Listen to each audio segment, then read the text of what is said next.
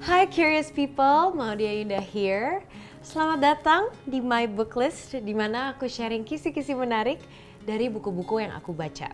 Dari semua isi buku itu, aku hanya akan sharing 3 insights yang personally menarik banget buat aku. Hari ini kita akan membedah buku Psychology of Money by Morgan Housel. Ini banyak banget disuggest sama orang-orang.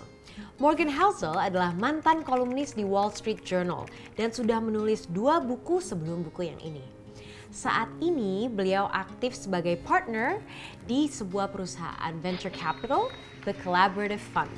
Dalam buku Psychology of Money, Morgan Housel mengeksplorasi aspek psikologis tentang uang dan mengajak kita untuk merubah beberapa mindset keuangan yang tipikal ataupun bisa merugikan kita. Insight pertama, faktor resiko dan keberuntungan. Pertama, teman-teman, kita harus sadar bahwa di dalam hal keuangan, keberuntungan dan resiko memiliki pengaruh yang besar.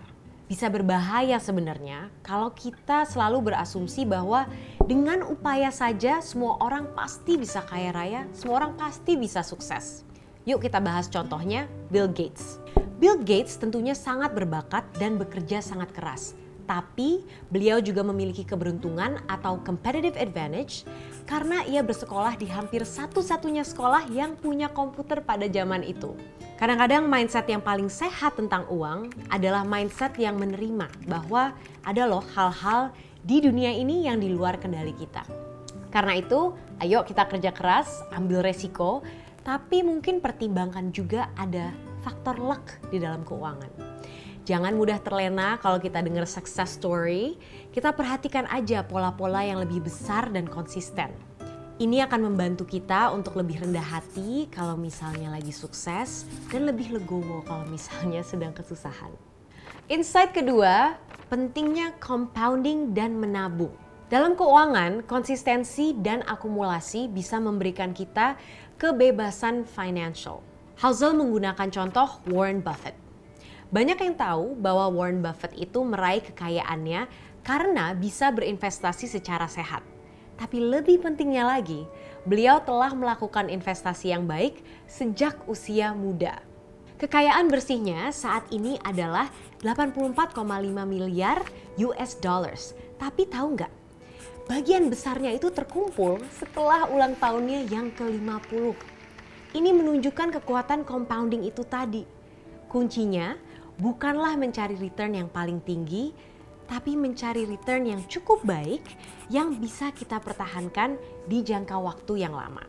Kadang-kadang teman-teman, yang lebih penting itu adalah savings rate atau seberapa banyak kita menabung dibanding hasil dari investasi. Penulis juga menjelaskan bahwa nilai kekayaan kita itu selalu relatif terhadap dengan apa yang kita butuhkan. Dan ini adalah keputusan keuangan yang paling bisa kita kendalikan. Anggaplah seperti ini. Tabungan itu sama dengan pengeluaran minus ego kita. Dengan ini kita sadar kenapa sih banyak orang yang pendapatannya itu layak, tapi kok tabungannya sedikit banget ya?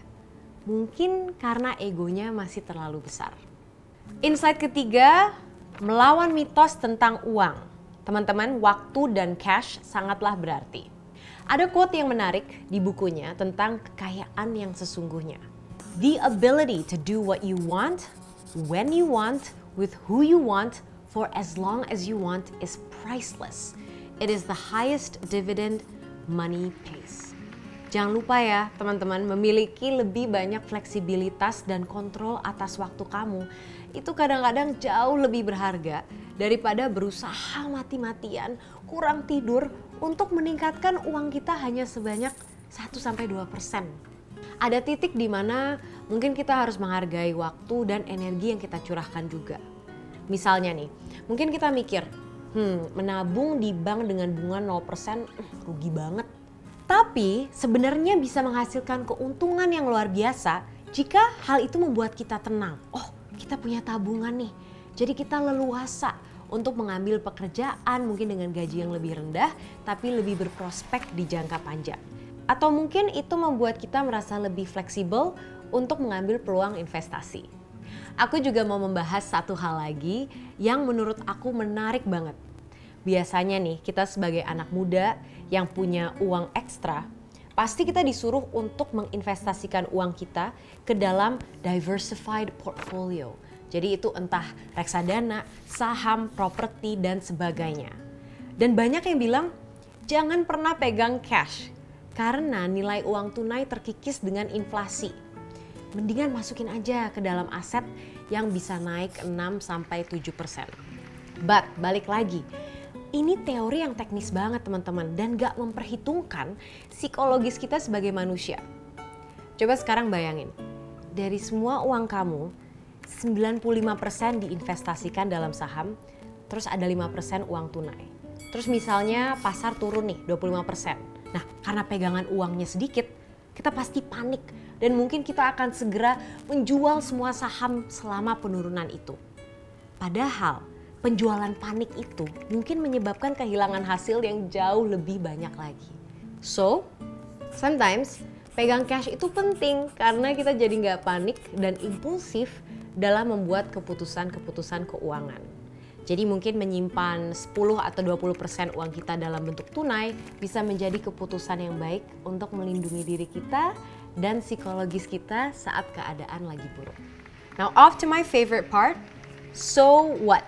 Let's put the book into action. Beberapa hal yang aku ingin lakuin setelah membaca buku ini adalah setiap aku mau beli sesuatu nih, aku kayaknya harus bertanya kepada diri aku sendiri.